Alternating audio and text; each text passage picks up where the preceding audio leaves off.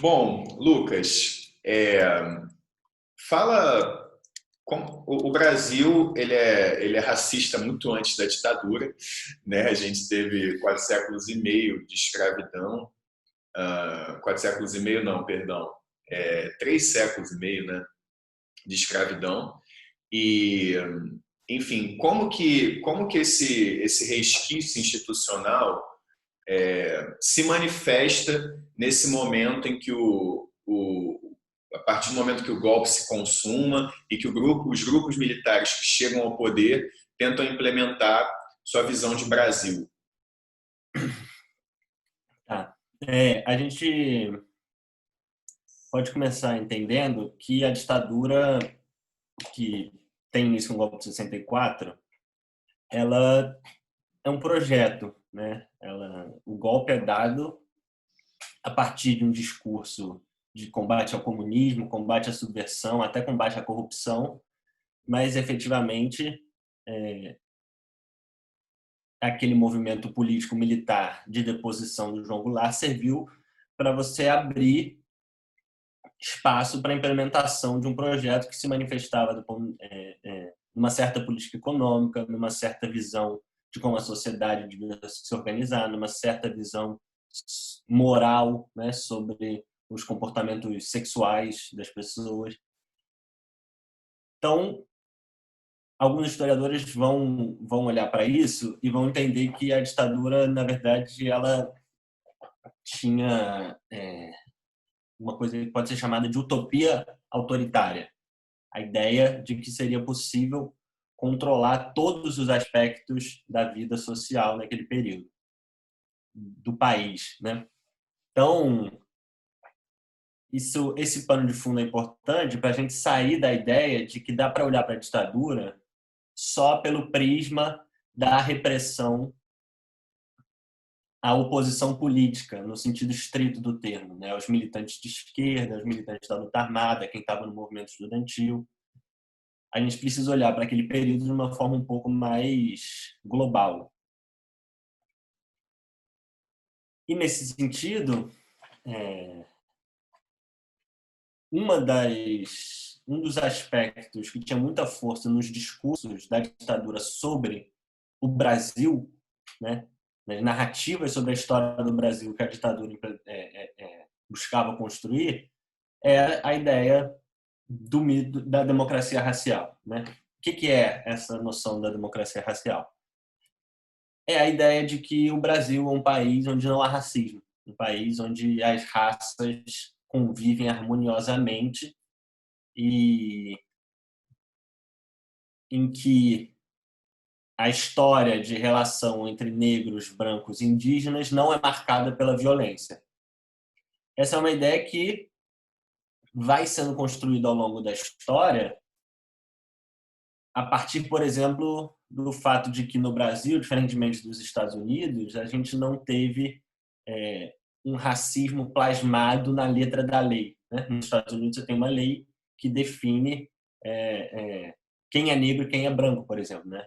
The One Drop Rule, a regra da uma gota. Então, se você tem uma gota de sangue negro, você é negro e, portanto, você está submetido ao regime da segregação racial. No Brasil, o racismo se estrutura de maneiras muito diferentes. E a violência também se estrutura de maneira diferente, a ponto de você conseguir construir historicamente esse mito, né? Essa ideia de que seria uma história livre de violência. E para a ditadura, esse mito é central, né? É central impor essa visão.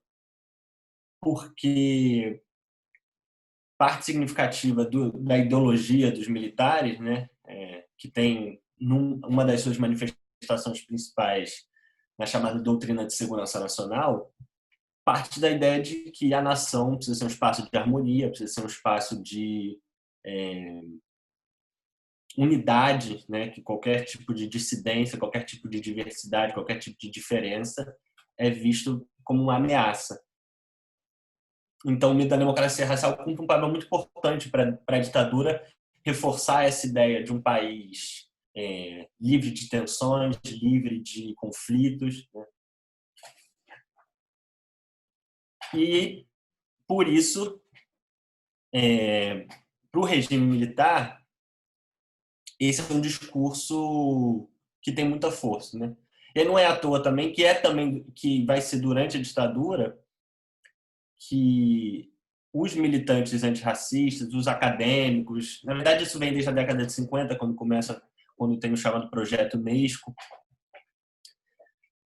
Esse mito era tão forte que ele era, inclusive, compartilhado como uma verdade acadêmica na primeira metade do século XX, né? Sim, estudiosos do racismo nos Estados Unidos, por exemplo, olhavam para o Brasil e falavam: o caso do Brasil é um caso de harmonia racial, o qual a gente tem que observar para superar o racismo nos Estados Unidos, por exemplo. A gente precisa aprender com esse. Aí aparece o termo até paraíso racial. Mas o que importa é que, a partir dos anos 50, você vai ter uma discussão de sociólogos, de estudiosos e de militantes, né, falando que, não, peraí, o racismo do Brasil não só existe, como ele se estrutura de uma maneira tão brutal que ele é capaz de se mostrar inexistente.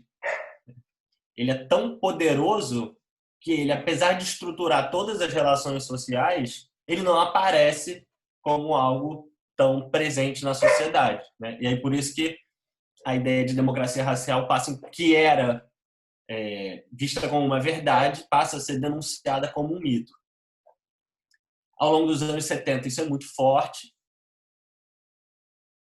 Ao longo dos anos 80, né, você tem um crescimento desses debates e, claro, isso vai marcar também a transição e o período da Nova República. Então, o ano de 88 aí é um ano importante, por exemplo, que é onde está se manifestando todo o debate em torno de qual é o dia que deve marcar a consciência, o Dia da Consciência Negra, né? É o 13 de maio ou é o 20 de novembro? É o dia que a Princesa Isabel assina a Lei Áurea ou é o dia da morte de Zumbi dos Palmares? Então, o que a gente tem aí, a partir da década de 70, é uma atuação muito forte do movimento negro, dos militantes antirracistas, apontando que é preciso repensar a história do Brasil de maneira a entender que, por um lado, o racismo é estruturante da sociedade e, por outro, o que se conta é uma história embranquecida, né? Que esconde não só a violência, mas também a construção e contribuição cultural, histórica dos negros e negras para a nossa sociedade. De certa maneira, o movimento negro consegue, né, ao longo da Nova República, afirmar um pouco essa perspectiva de que, por exemplo, é o dia 20 de novembro que representa o Dia da Consciência Negra e não o dia 13 de maio.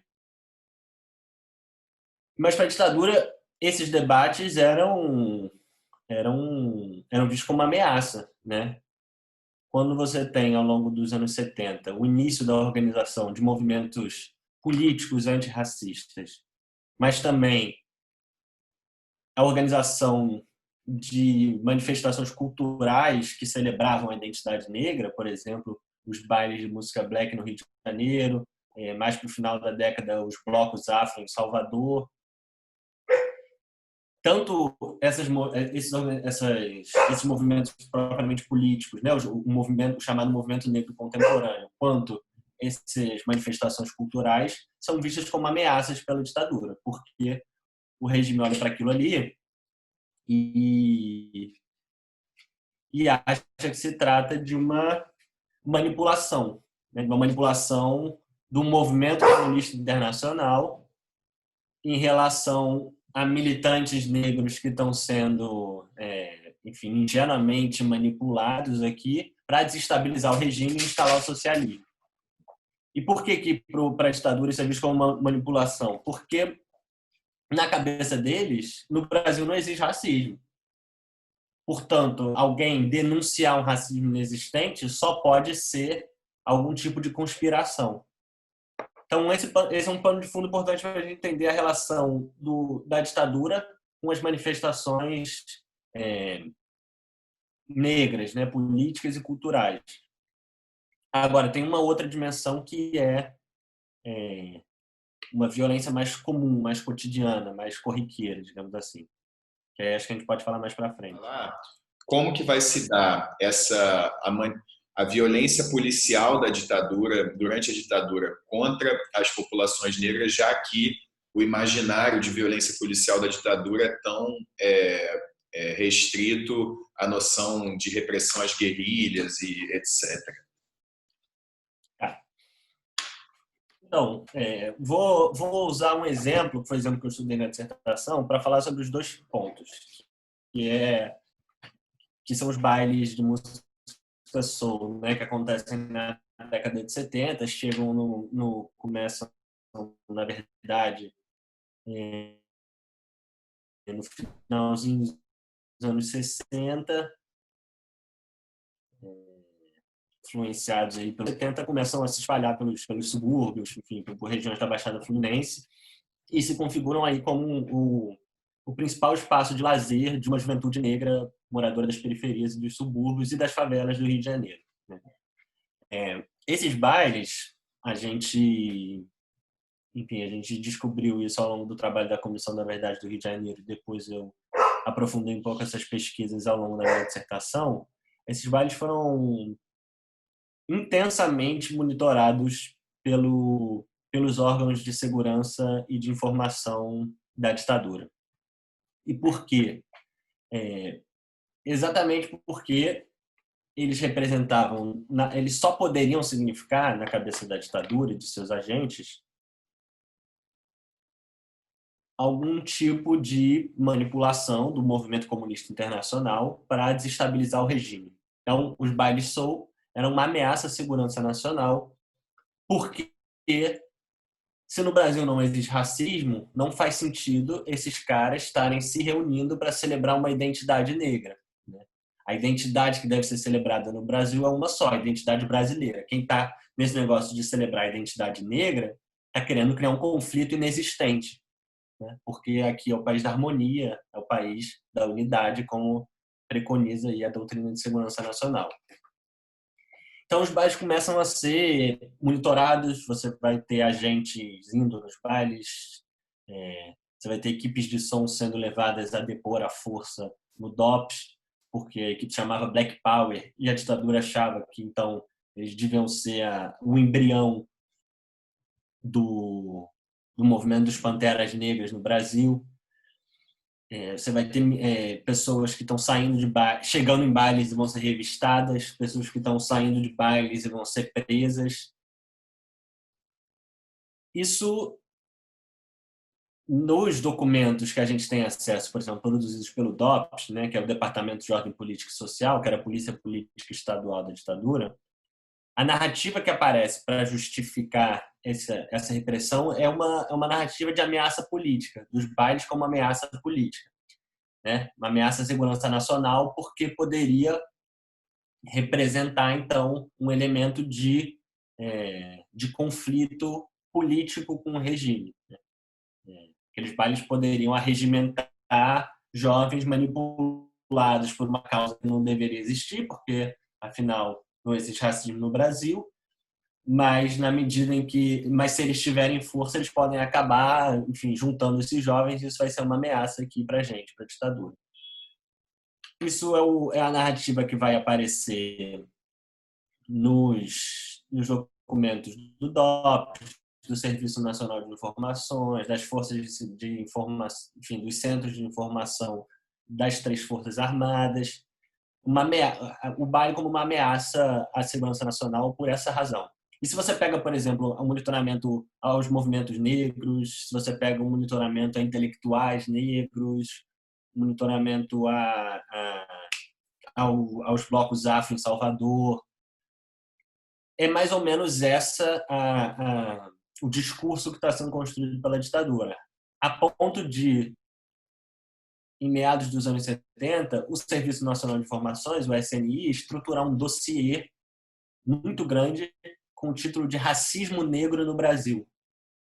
O que é esse racismo negro no Brasil na cabeça dos agentes da ditadura. Exatamente isso. Não existe racismo no Brasil, então esses caras que estão importando um discurso sobre racismo, manipulados pelo movimento comunista internacional, são eles sim racistas, porque eles estão criando diferenças entre negros e brancos, algo que no Brasil, evidentemente, não existiria. Então, a força desse mito para dentro da ditadura também é muito impactante, né? Importante de ser observado. Em 76, o JB, o Jornal do Brasil, publica uma matéria grande sobre os bailes, por exemplo, dando pela primeira vez uma publicidade grande, né, para o tema na grande imprensa.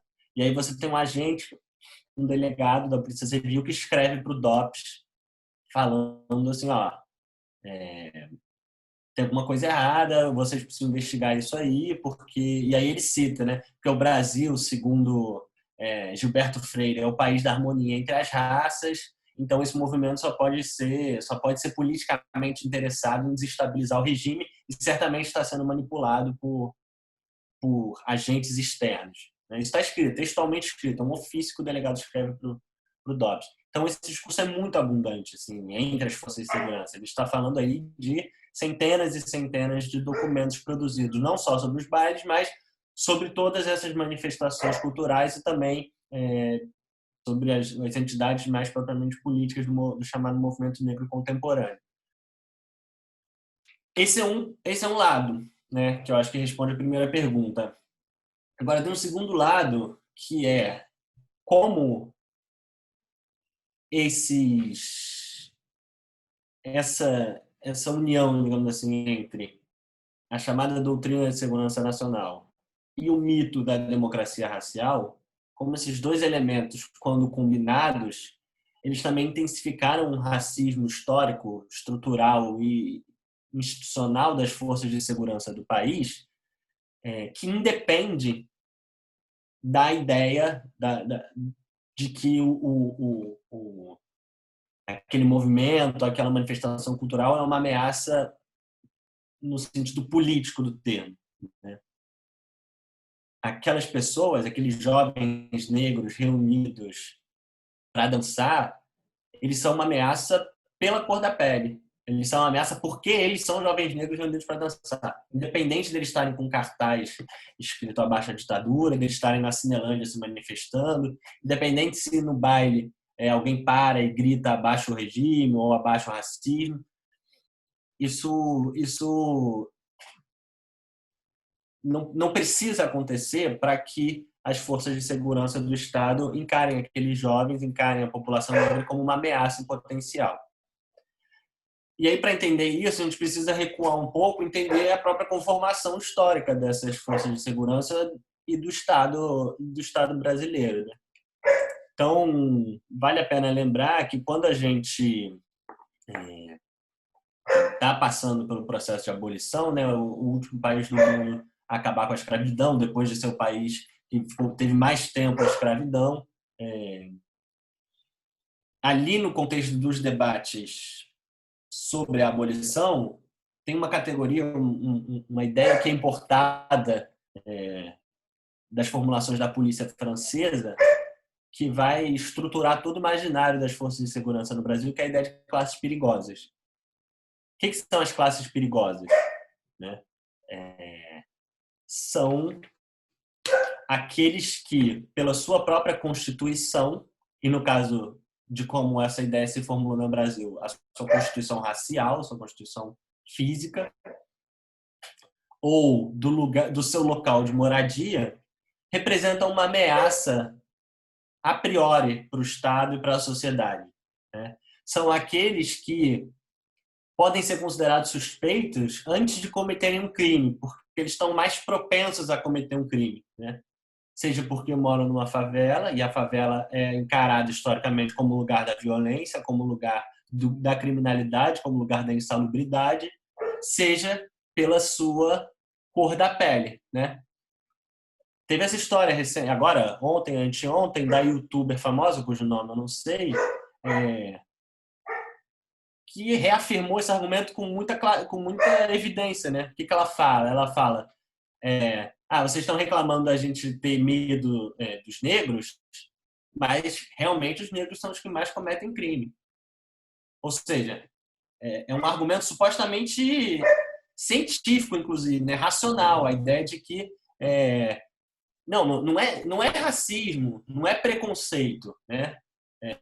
Isso, por exemplo, quando a gente olha as teorias racialistas ali do final do século XIX, a ideia de Lombroso e tal, é a ideia de que é possível perceber pelo tamanho do crânio dessas pessoas que elas são mais propensas ao crime. Né?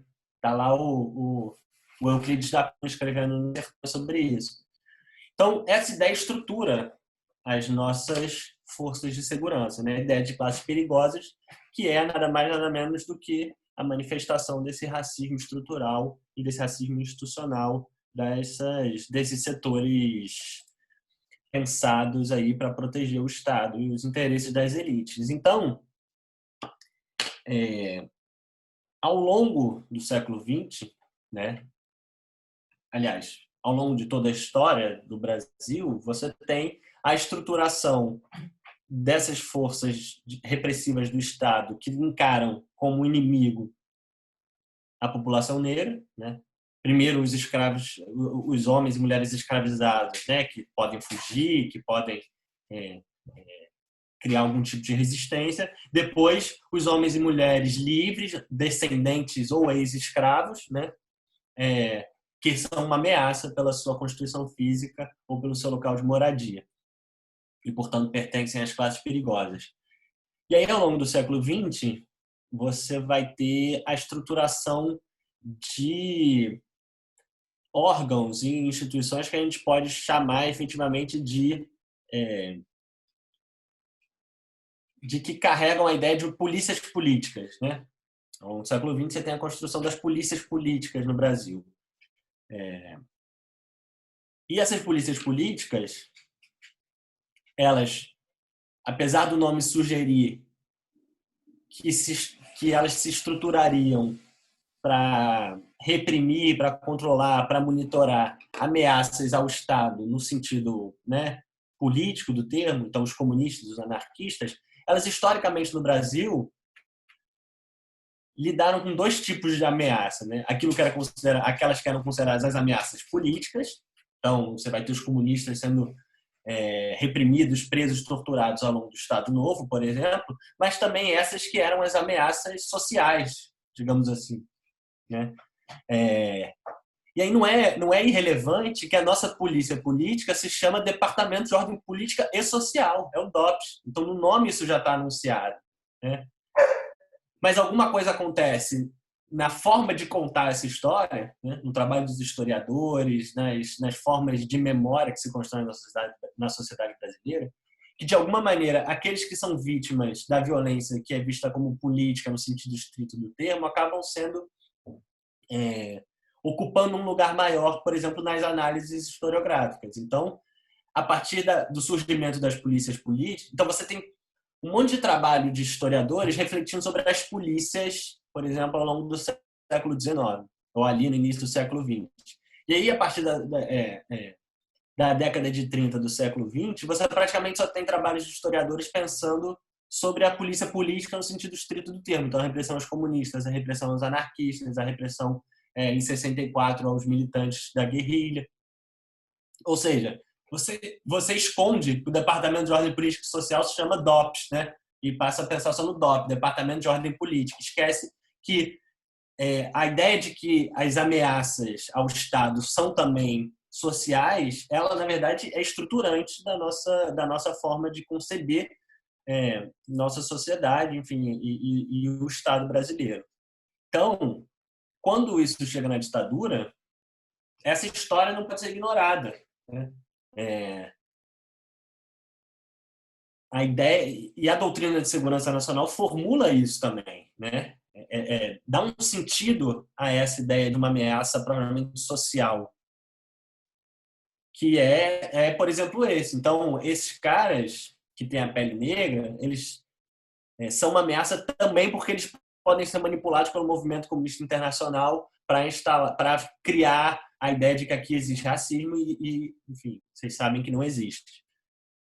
Então você tem um dado muito que eu sempre lembro, por exemplo, que o Ministério Público Federal, quando estava investigando nos últimos anos o assassinato do deputado Rubens Paiva, né, morto sob tortura no DOI-CODE do Rio de Janeiro, eles pegaram o depoimento de um cara que era major da PM, Scala Corbage, o nome dele, que foi um dos militares do DOI-CODE envolvidos no assassinato do Rubens Paiva.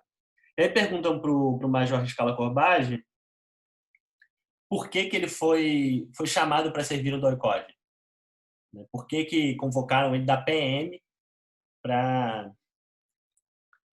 enfim, para integrar ali aquele órgão voltado para garantir a segurança nacional e tal. E ele fala com todas as letras, esse depoimento está público no Ministério Público Federal, tem uma matéria do Globo, do Chico Otávio, que reproduz mais uma vez o depoimento, e o Scala Corbage responde da seguinte maneira: olha, eles me chamaram porque eu estava acostumado a interrogar preso em favela.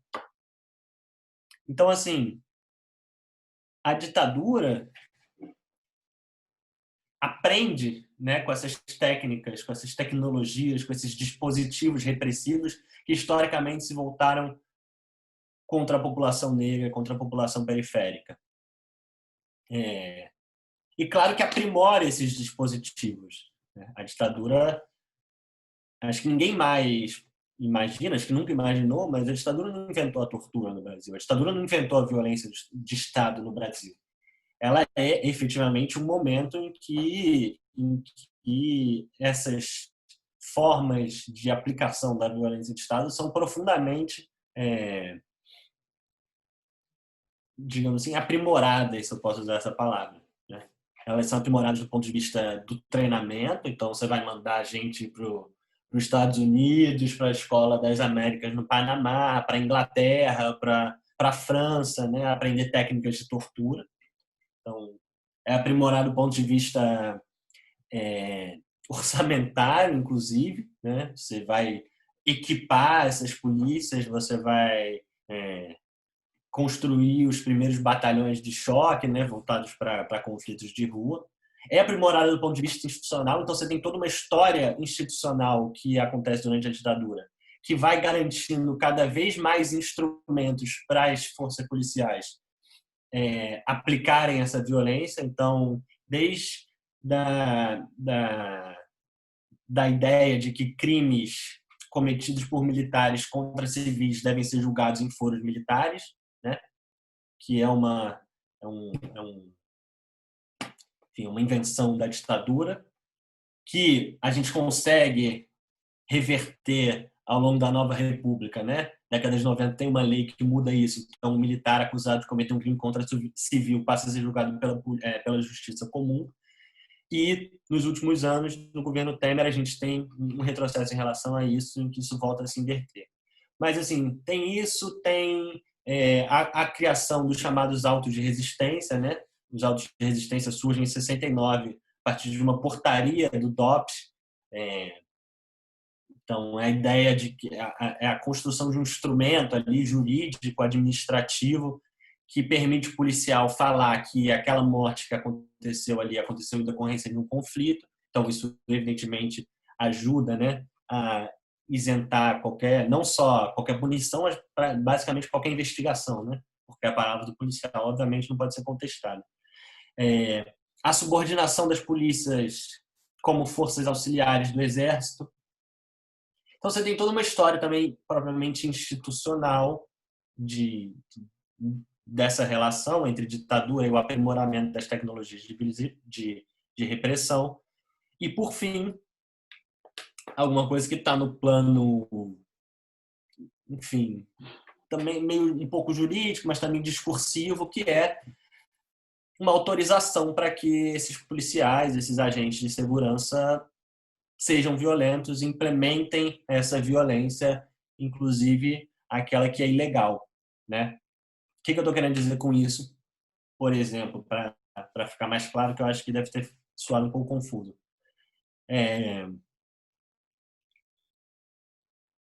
Você tem ali no final da década de 50 a criação dos primeiros esquadrões da morte, né? Grupos de extermínio no Rio de Janeiro, que surgem uma relação espúria entre comerciantes e policiais, a partir de um discurso de que a justiça não estava dando conta de punir os acusados de roubo, por exemplo, então era preciso fazer justiça com as próprias mãos.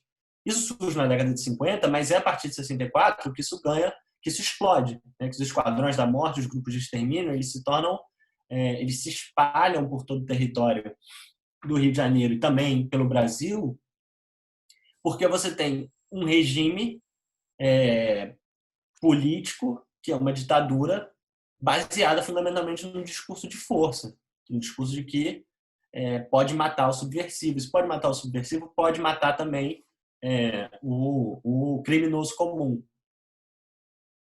Um discurso de que as forças de segurança têm que ter espaço para atuar, tem que ter zero tolerância com a criminalidade, né?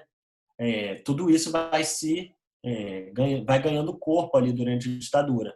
Então, a gente está falando, se a gente for pegar do ponto de vista aí quantitativo, digamos assim, ao longo dos anos 70, você tem uma explosão de mortes pelos esquadrões da morte, exatamente porque eles estão se ancorando num regime que garante aos agentes policiais, aos agentes do Estado, que eles devem usar a força e garante também que, caso eles usem a força, eles não serão responsabilizados pelos crimes que cometem. Então, você tem um misto de militarização com garantia de impunidade, com discursos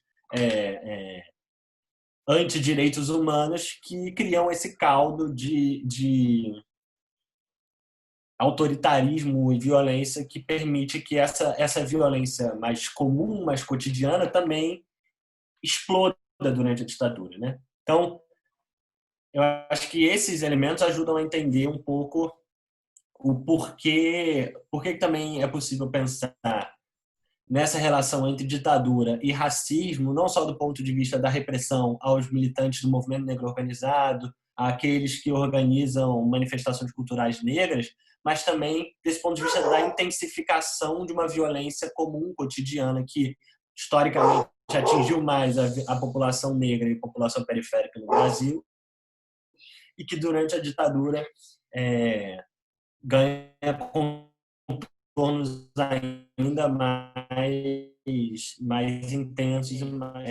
A gente poderia pensar em vários personagens. Então, só para mencionar dois, o que é o Sérgio Paranhos Fleury, né, o delegado de São Paulo? Ele é o chefe do Esquadrão da Morte de São Paulo, que a ditadura entende ou passa a achar que precisa intensificar a violência, né, contra os grupos guerrilheiros, convoca o Fleury para comandar a caçada contra o Marighella. E depois o Fleury vai ser homenageado pelo regime, vai ganhar a medalha do pacificador, exatamente, vai ser visto e apresentado publicamente como um grande responsável, um dos grandes responsáveis por acabar com a subversão e a ameaça comunista no Brasil, quando na verdade ele é um criminoso, chefe de um esquadrão da morte. Outra figura, por exemplo, é o Ailton Guimarães, capitão Guimarães, que é aqui no Rio de Janeiro, né, bem conhecido, segurança da contravenção do bicho, depois efetivamente o bicheiro, enfim, pessoa aí desse universo, que começa a sua carreira como militar lá no Doicode, né? Você tem relatos de aulas de tortura feitas pelo capitão Guimarães no pátio do Doicode. Então, é um regime de retroalimentação, né? Você pega esses caras, essas figuras, essa expertise da violência aplicada contra a população negra e periférica historicamente no Brasil, coloca esses caras dentro da máquina da repressão política estrito sensu, treina eles, dá dinheiro, dá garantia de impunidade, depois devolve eles para a sociedade, né? E aí a gente sai da ditadura sem mexer nisso, e aí, enfim, chegamos a esse cenário que a gente está agora. Embora a ditadura ela não tenha explicitamente adotado uma postura persecutória contra a população negra, uma coisa dirigida, né, do tipo, vamos exterminar os negros, todo o aparato repressivo que ela construiu, ele vai ser decisivo para o que acontece na democracia depois, né? Então a gente ali já na virada dos 70 para os 80, começa a ter, por exemplo, a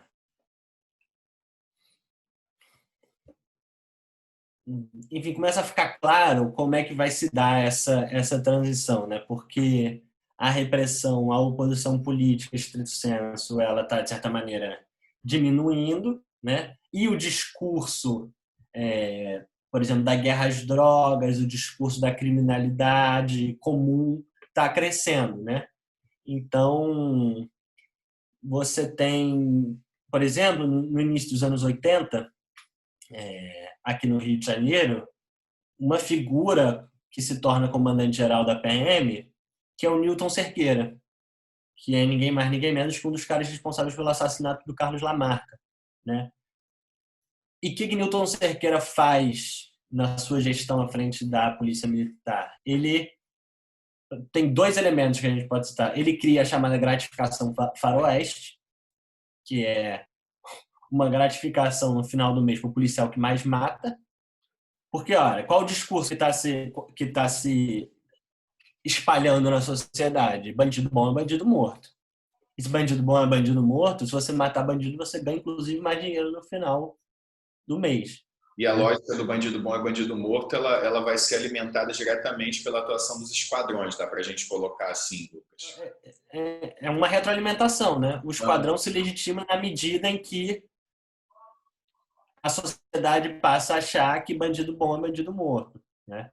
Mas, ao mesmo tempo, o esquadrão e suas ramificações na sociedade reforçam esse discurso, né? Então, figuras como Sivuca, né?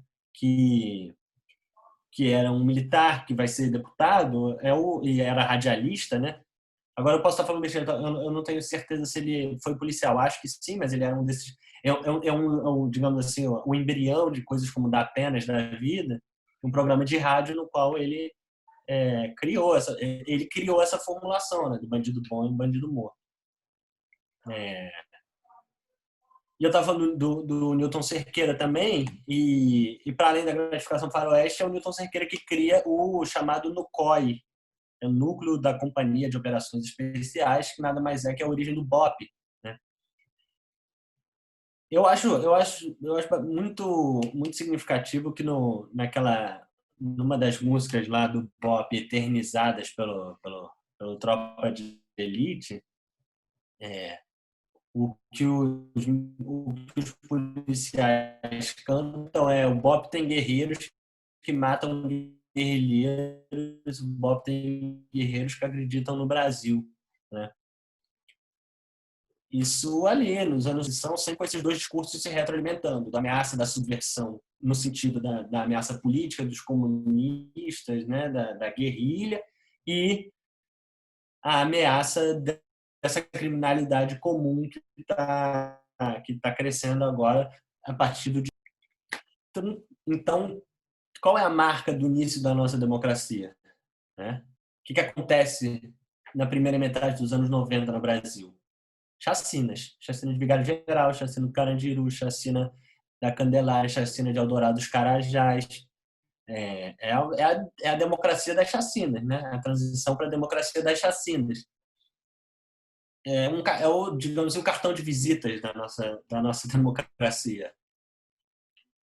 Basicamente, uma das coisas que está sendo ditas com essas chacinas é que, olha, toda essa esperança, esse afã democrático, essa ideia de que a Constituição de 88 vai trazer um Brasil melhor, etc., etc., talvez valha para alguns setores da sociedade, mas, assim, tem aqui uma população que vai continuar sendo alvo dessa violência, né? Todo esse discurso que vocês fizeram aí de direitos humanos, de garantia de direitos, de cidadania, de que não pode ter tortura, de que não pode ter desaparecimento, talvez ele valha para essa parcela branca de classe média, mobiliza contra a ditadura, mas ele não vale para essa parcela aqui negra, periférica, a qual a gente não reconhece como portadores de direitos. E aí você tem uma coisa muito comum nesses discursos sobre a transição, sobre a forma como se opera, né, essas continuidades da ditadura na democracia, que é a ideia de que depois da ditadura, o alvo da violência do Estado passou a ser outro, né? A ditadura não mudou sua forma de agir, enfim, o Estado não mudou sua forma de agir, continuou atuando a partir de uma lógica do inimigo interno, a lógica da violência, da militarização, mas agora não mais contra a subversão, os comunistas, os inimigos políticos, mas sim contra a juventude negra e periférica. Esse é um argumento meio certo, né? Porque se é evidente que a juventude negra periférica é o alvo desse terrorismo estatal durante a democracia, está errado a ideia de que se trata de um novo alvo, se trata de uma mudança, né, do comunista para a juventude negra. Como eu tentei falar um pouco aqui, mas esse é um tema que ainda precisa de muito mais pesquisa, né, dos historiadores, essa juventude negra periférica nunca deixou de ser o alvo ao longo da ditadura, né, e também era o alvo antes da ditadura, né? Então, o que a gente tem, na verdade, é a ditadura como um momento particular na história do Brasil, não porque aplica a violência de Estado, mas porque os alvos dessa violência de Estado são diferentes daqueles que historicamente são objeto dessa violência, amplia, extrapola, né? Porque enquanto a violência é contra as classes perigosas, é contra esses que eu não reconheço como detentores de direitos, ela não incomoda, ela é legítima até, de certa forma, porque ela, inclusive, garante a minha proteção. Agora, quando a violência é na passeata dos estudantes em 68, quando a violência mata um Stuart Angel, isso se torna insuportável, né, para setores mais amplos da sociedade brasileira. Então essa é a particularidade da ditadura, né? A particularidade da ditadura é que durante 2 décadas a violência de Estado, o terrorismo de Estado, a tortura se tornaram mais amplos e passaram a atingir setores que historicamente não são alvos dessas práticas. Mas não se trata de dizer que a ditadura inventou a tortura para, enfim, usar contra os militantes políticos e depois passou a torturar também os negros moradores de favelas quando o regime autoritário acabou. Não, não. O Estado brasileiro tortura, mata e desaparece historicamente contra contra as chamadas classes perigosas, contra os povos indígenas, contra todos aqueles que enfim, representam algum tipo de ameaça social, como eu tinha dito lá no início. Durante a ditadura passou também a torturar, assassinar e desaparecer com os corpos dos militantes políticos brancos de classe média. Aprimorou, sim, isso é inegável, né, as técnicas, as tecnologias, os dispositivos repressivos, a partir dessa repressão política, no sentido estrito. E depois da ditadura, seguimos aí essa história de violência que nunca deixou de nos acompanhar e que tem como alvos preferenciais a população negra, moradores de periferia e favela, os povos indígenas, etc. E aí a gente chega num ponto que é, enfim, delicado, digamos assim, de se falar sem aprofundar, mas o fato é que as formas de violência estatal, as formas de terrorismo de Estado no pós-ditadura, elas seguiram se aprimorando, né? E a gente tem, ao longo da Nova República, um cenário de genocídio da população negra que, sem dúvida nenhuma, é possível dizer que ele é mais grave, mais radical, mais profundo. Mais grave não, tiro mais grave porque acho que não se trata de fazer nenhum tipo de comparação, porque a gravidade das mortes e assassinatos e desaparecimentos forçados, ela independe da quantidade e da forma. Né? Se tem uma pessoa morta pelo Estado, isso é grave. Mas mais intensa e mais profunda do que aquela que a gente pôde ver na ditadura. Né? Então, os números, por exemplo, de vítimas da violência policial na democracia são de deixar, enfim, para trás outras ditaduras do Cone Sul, por exemplo, vistas como muito violentas. Né? Só para você ter uma ideia, no primeiro semestre de 2019, primeiro trimestre de 2019, e já depois da eleição do Bolsonaro, do Witzel, a consagração desses discursos de bandido bom e bandido morto, você teve 434 pessoas assassinadas pelas polícias do Rio de Janeiro, no primeiro trimestre. 434. Quando eu vi esse número, me chamou a atenção porque 434 é também o número de pessoas mortas, vítimas reconhecidas pela Comissão Nacional da Verdade em toda a ditadura. E 434, depois eu fui ver também, uma terceira coincidência, é o número de pessoas mortas pela rota, né, pela tropa de choque da polícia de São Paulo, ao longo de todo o ano de 1981. Então, colocando esses três dados em perspectiva, você tem basicamente a síntese daquilo que eu estava tentando falar hoje. Né? Por um lado, é muito estranho você pensar, como assim? Você tem 434 pessoas mortas em 81 pela polícia e reconhecidas pela Comissão Nacional da Verdade, 434 pessoas mortas ao longo de toda a ditadura. Como assim? É porque essas 434 pessoas mortas pela polícia em 81, ou seja, durante o período que legalmente a Comissão Nacional da Verdade deveria investigar, elas não são reconhecidas como vítimas da ditadura, como vítimas de graves violações de direitos humanos causadas pelo Estado. Por que não? Né? Esse é um ponto. E o segundo ponto é, como assim você, em plena democracia, tem 434 pessoas mortas num trimestre por uma polícia de um Estado e esse é o mesmo número de pessoas reconhecidas como vítimas da ditadura de 2 décadas. Então, eu acho que esses três números em perspectiva dão um pouco o tom assim, desse processo.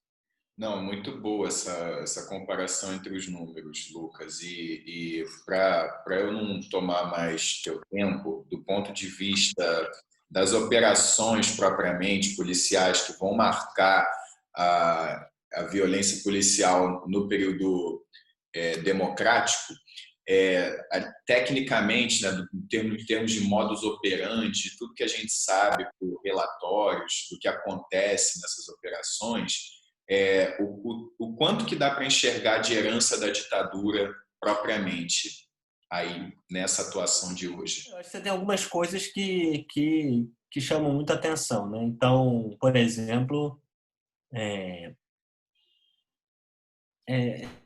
estranho falando isso, mas certas técnicas de fazer desaparecer corpos, certas técnicas de legitimar e justificar um crime, é possível pensar que foram ali, enfim, se não inventadas, mas aprimoradas e consolidadas durante a ditadura. Né? Aí, fundamentalmente, a gente está falando, por exemplo, do auto de resistência. Né? A ideia de que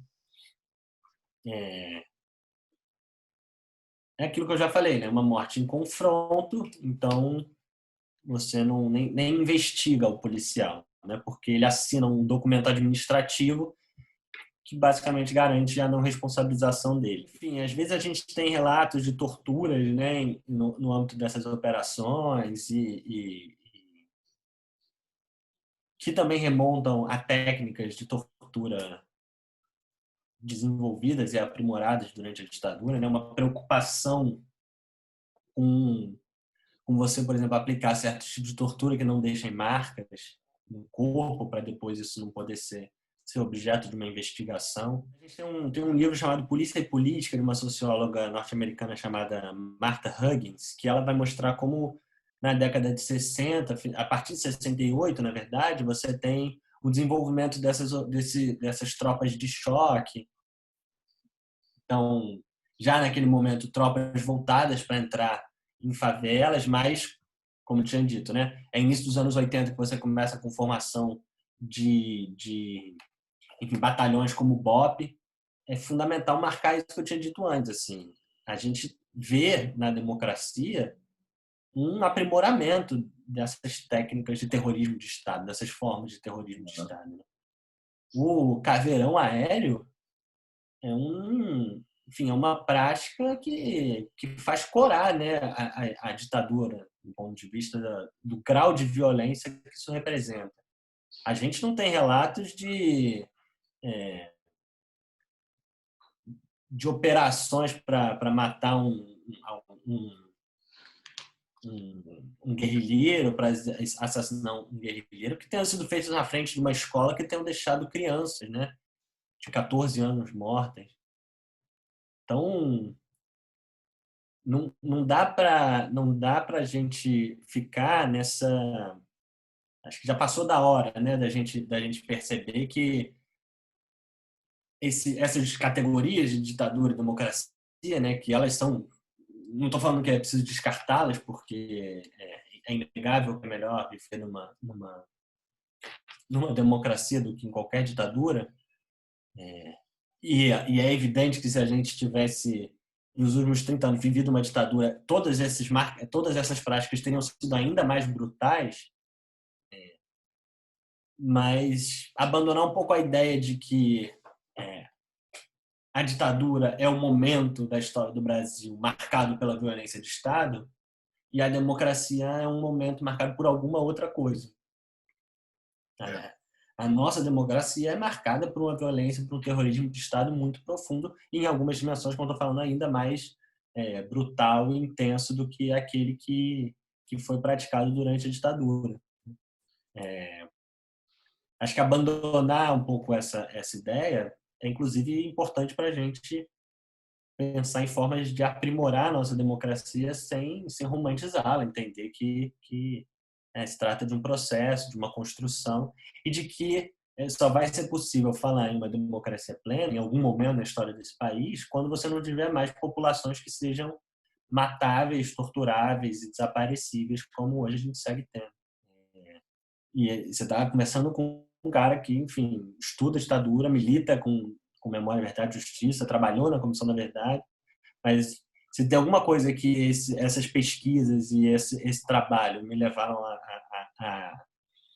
a ter certeza, é isso. Assim.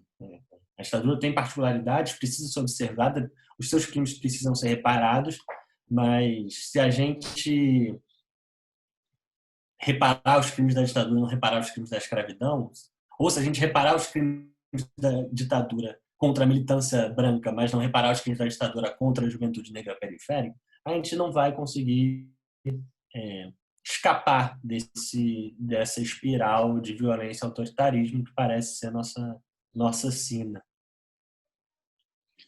No momento em que o negacionismo é tão forte, você demarcar ali o que a ditadura fez é fundamental, né? Só que a partir disso tem toda essa não é bem uma relativização, né? Mas toda essa visão mais profunda que você traz precisa ser levada em consideração totalmente, né? Até para entender o momento atual. É porque eu acho que, inclusive, são coisas que na verdade, tem uma relação muito forte. O negacionismo e a nossa memória construída sobre a ditadura. Essa memória limitada de que a ditadura atingiu 434 pessoas, brancos militantes de classe média. Assim. A gente construiu, historicamente, uma memória sobre a ditadura que é limitada, que é cheia de lacunas. Né? A gente reconhece, e aí eu digo, inclusive, as políticas públicas criadas ao longo da nova república para isso. A gente reconhece como atingidos pela violência ditatorial uma porcentagem ínfima daqueles que efetivamente tiveram suas vidas ou profundamente afetadas ou então interrompidas por agentes do Estado ao longo daquele período.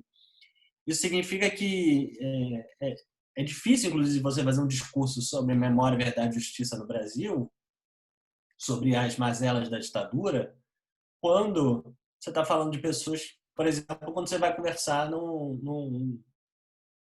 militantes contra a violência policial hoje, né? Dizer, não, porque a violência do passado que matou o Stuart Angel. O cara, não, mas peraí, a violência do presente que continua matando meus familiares, meus amigos, né?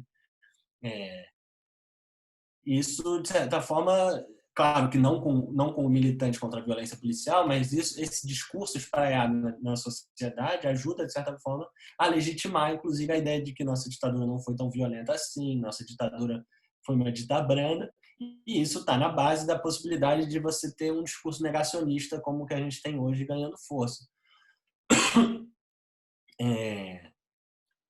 Por isso que, se a gente quiser escapar disso, escapar do negacionismo, a gente vai ter que escapar também das memórias que a esquerda construiu sobre o que foi a ditadura, né?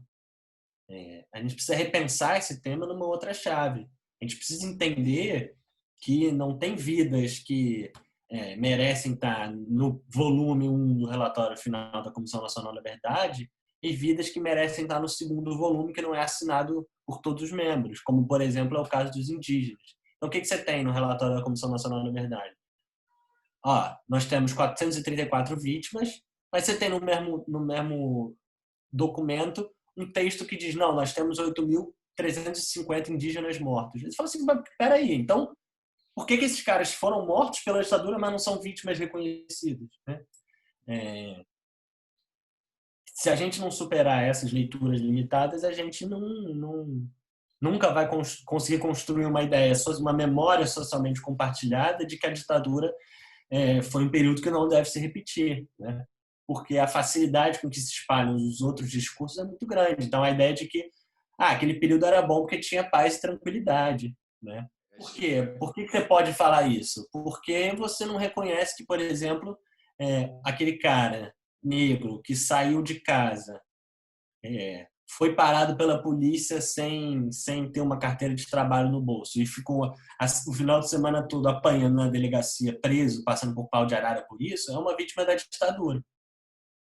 Se você reconhecesse, ou então aquele jovem negro que mora na Baixada e que porque o policial fulano de tal achou que ele estava cometendo um assalto, assassinou o cara e deixou lá o aviso do Esquadrão da Morte. Esse cara também não é reconhecido como uma vítima da ditadura.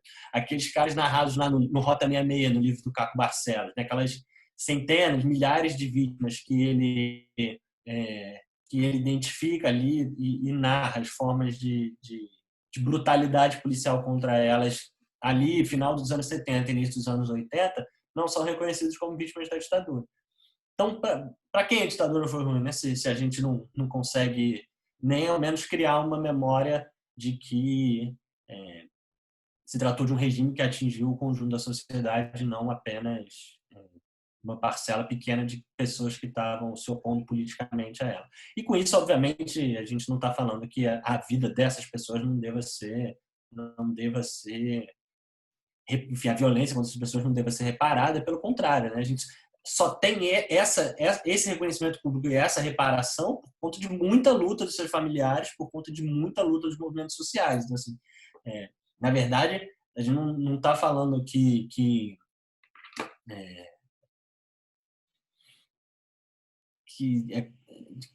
tem aí algum tipo de privilégio, né? Pelo contrário, é mais uma manifestação desse racismo histórico estrutural.